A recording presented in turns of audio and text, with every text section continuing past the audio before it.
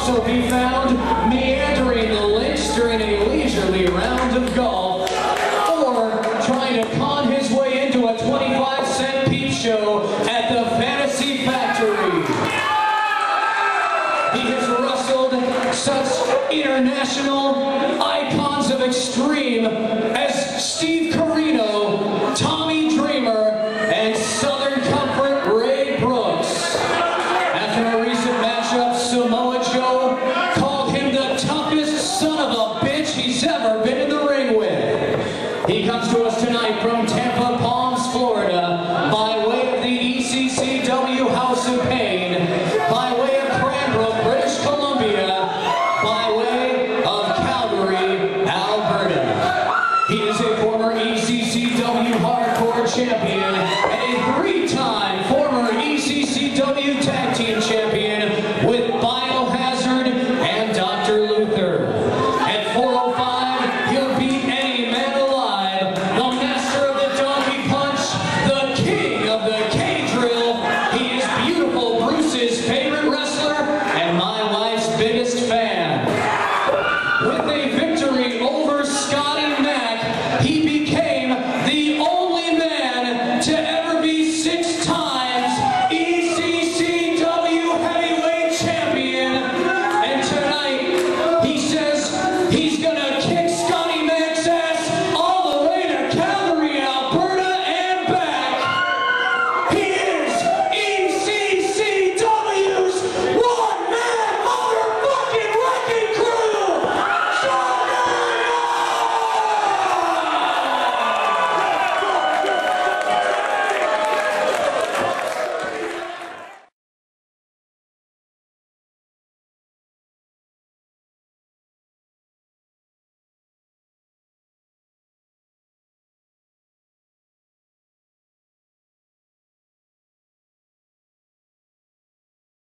Probably got another couple of years left and you could decide to push it. Oh yeah, I'd say I would easily have 5, possibly even 10 more if I wanted it. But I mean, there's a couple of reasons. Financially, it's not a good move anymore. Vince McMahon has destroyed the wrestling business, so the money's not there like it used to be. And also, I mean, you just have like nagging little injuries, and you know, if you don't let them heal properly. I mean, I can't say I'll be done forever. You never know, right?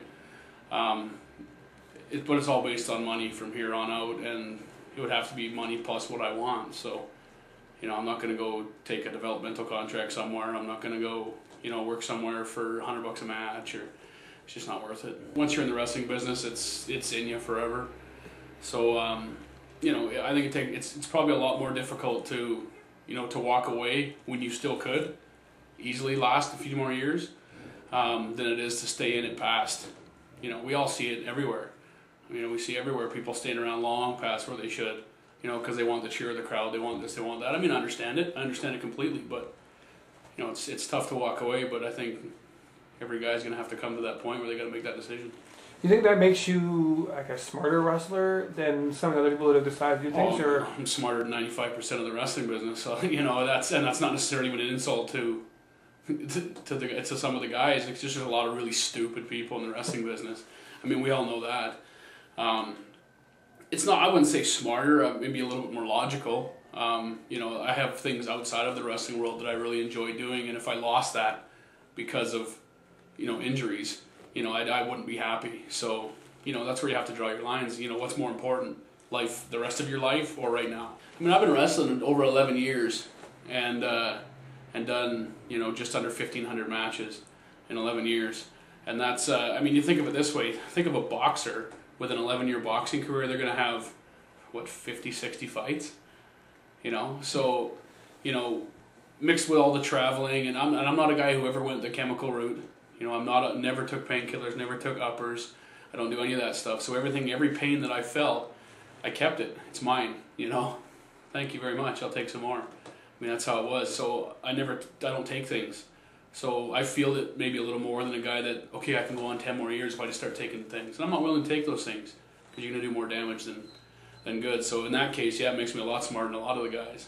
So that's, you know, basically what I mean by being a lot smarter than most people is, you know, I'm willing to take the painkillers to go on where I'm not.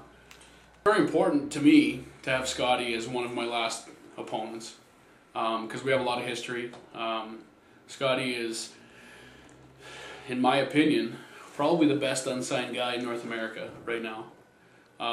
You won't find a guy that has more of the whole package. So why he hasn't been given a break is, it's got to be political. I know TNA for a while was against hiring Canadians for many reasons that I won't really get into, but so I mean it's real important for me, you know, to have Scotty Mack in this match. You know, being I only have one more tomorrow on this tour, and then possibly only one more ever after that. Do you like when you look back upon everything you accomplished? Would you consider it a success? Oh, I did what I wanted to do. I mean, of course, when you first start out, everyone wants to, you know, at the time when I started out, everyone wants to work for WWF. Everyone wants to work for Vince McMahon. So, of course, I wanted to. And as I learned more about Vince McMahon, I wanted to work for him less and less. I'm to the point now, you know, people they may say I'm lying, they may call bullshit on this, but if Vince McMahon offered me a contract right now, there's a very good chance I'd turn it down. Probably 80 to 90% chance I'd turn it down, depending on the money. Because, I mean, only a fool would turn down a certain amount of money, right? But, yeah, I just have zero respect for the guy. Zero. If you get the right opportunities and, you know, and you're good enough in the ring, ability-wise, you come to a point where you kind of have to make a decision. Do you want to stay in North America and send tapes into Vince McMahon all the time and try and get on developmental deals and try and work your way in that way? Or do you want to take the route where, you know, you're offered something in Japan and you take it? I went to Japan. You know, my priorities changed when I was already in the business for a while. My priorities changed. I really wanted to go to Japan. I made that my ultimate goal. You know, I ended up doing 7 tours of Japan.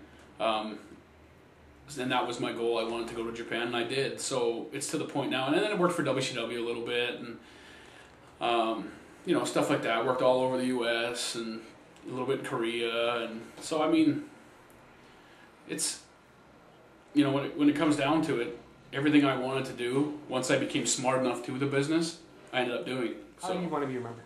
Well, I don't think I really have a way that I want to be remembered. I think I want people to remember me however they want to remember me. You know, on the good side of it, I don't care if anyone who doesn't like me. I could care less what they think of me. You know, it really doesn't matter to me. But, you know, for the ones that you know, appreciate maybe something I did, they're going to have something that they remember. They're going to have something in their mind that did it. You know, there's something. You know, I've done some dumb things. I've made pissed off people, and I've done some smart things that I thought were pretty nice, you know.